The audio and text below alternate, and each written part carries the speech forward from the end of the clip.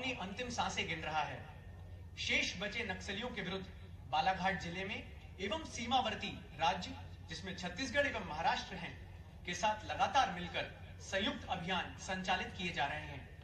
वह दिन दूर नहीं है जब बालाघाट पूर्ण रूप से नक्सल मुक्त होगा। मैं यहां उपस्थित माननीय पुलिस महानिदेशक महोदय एवं समस्त जनप्रतिनिधियों का भी धन्यवाद ज्ञापित करता हूं, जिन्होंने हर समय हमारे जवानों का और हमारे फोर्सेस का साथ दिया और उत्साहवर्धन किया। मैं यह उपलब्धि हॉक फोर्स, सीआरपीएफ, एसएएफ और जिला बल में पदस्थ उन हजारों जवानों और उनके परिजनों की मेहनत एवं उनके त्याग को समर्पित करता हूं, जिनके खून पसीने से सींची गई जमीन पर आज शांति एवं उम्मीद के पौधे जन्म ले रहे हैं। मैं आपको आश्वस्त करता हूं कि भारत सरकार द्वारा निर्धारित समय सीमा के भीतर बालाघाट जिले में नक्सलवाद का पूरी तरह से सफाया करने के लक्ष्य को हम प्राप्त करने के लिए कटिबद्ध हैं। जय हिंद, जय भारत। बहुत बहुत धन्यवाद सर। नक्सल मुक्त मध्य प्रदेश के साथ नक्सल मुक्त बालाघाट में आपने उद्बोधन दिया आत्मसमर्पण का संक्षिप्त परिचय के साथ, और इसी के साथ नक्सल मुक्त मध्य प्रदेश में माननीय पुलिस महानिदेशक महोदय के मार्गदर्शन में माननीय मुख्यमंत्री जी के इस अदम्य साहस और उनके प्रयासों के साथ हम बढ़ रहे हैं। तो मैं आग्रह कर रहा हूं पुलिस महानिदेशक महोदय DGP sir Shri Kailash Makwana sir कि आप आए और आज भी आकर के हमें उद्बोधन प्रस्तुत करें। आदरणीय मकवाना सर।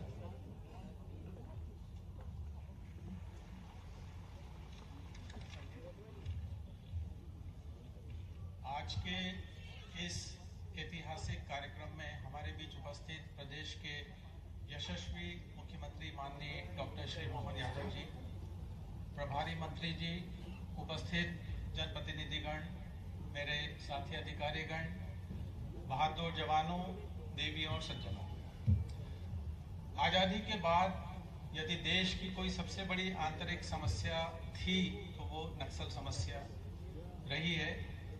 और माननीय प्रधानमंत्री जी और केंद्रीय गृह मंत्री जी द्वारा एक लक्ष्य निर्धारित किया गया था कि मार्च 2026 तक इस समस्या से देश को मुक्त कराना है।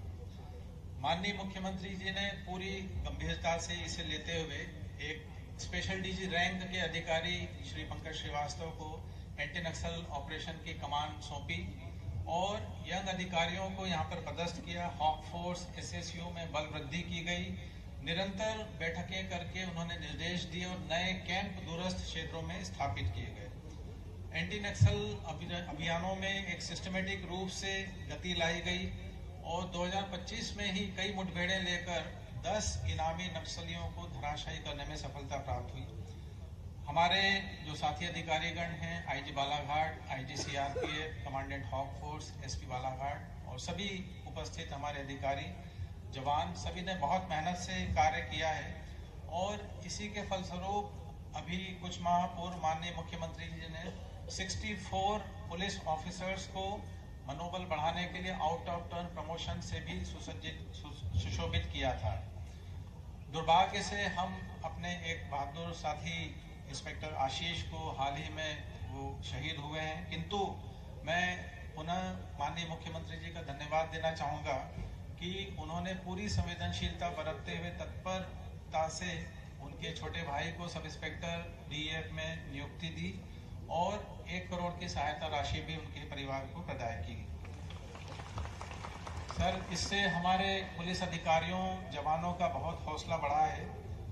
एक और जहां नक्सल विरोधी अभियानों में निरंतर गति बढ़ाई गई, वहीं दूसरी ओर नक्सलियों को आत्मसमर्पण हेतु मुख्य धारा से जोड़ने का भी आह्वान किया गया, संदेश दिया गया। और मैं यह भी बताना चाहूँगा कि निरंतर दबाव के फलस्वरूप कुछ नक्सलियों ने अन्य प्रदेशों में भी सरेंडर किया है।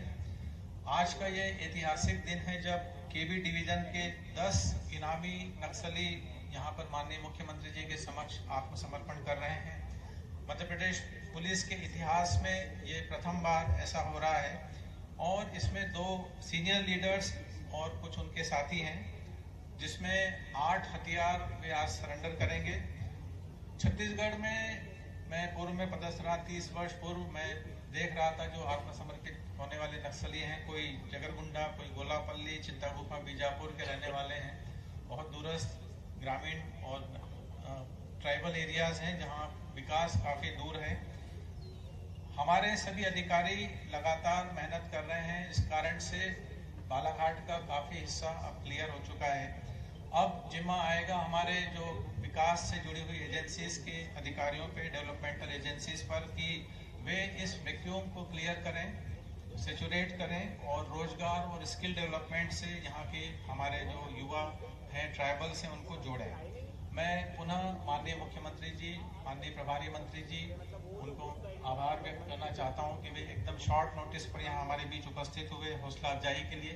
और हमारे सारे अधिकारी, चाहे वो जिला पुलिस के हों, हॉक फोर्स के हों या कोबरा के हों, सीआरपीएफ के हों, जो लगातार इंटीरियर्स में दिन रात मेहनत से कार्य कर रहे हैं, उन सभी को मैं बधाई देता हूं। उन्होंने बहुत ही बेहतरीन कार्य किया है, जिस कारण से प्रेशर बढ़ने की वजह से सरेंडर्स की स्थितियां उत्पन्न हुई हैं।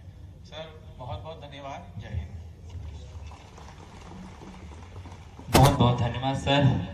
डीजीपी सर, निश्चित तौर पे आपके मार्गदर्शन में यह प्रयास सफल हुआ और मैं अब आमंत्रित कर रहा हूं आदरणीय एसपी सर को कि जिस तरीके से पुनर्वास से पुनर्जीवन की ओर आज जैसे कार्यक्रम आयोजित है, नक्सलियों का आत्मसमर्पण हो रहा है, तो मैं आमंत्रित कर रहा हूं कि SP sir Shri Aditya Mishra sir से कि वो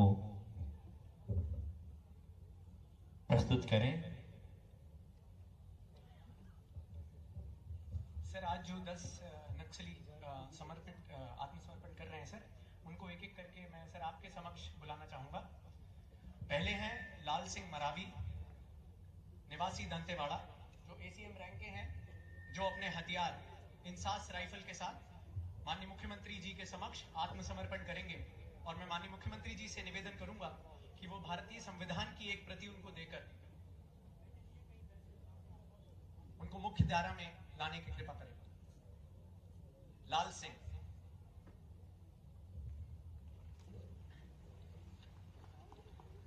इसके बाद विक्रम उर्फ हिडमा, निवासी जिला सुकमा, एसीएम रैंक के अधिकारी हैं, जो आत्मसमर्पण करेंगे, जिन पे 14 लाख रुपए का इनाम था।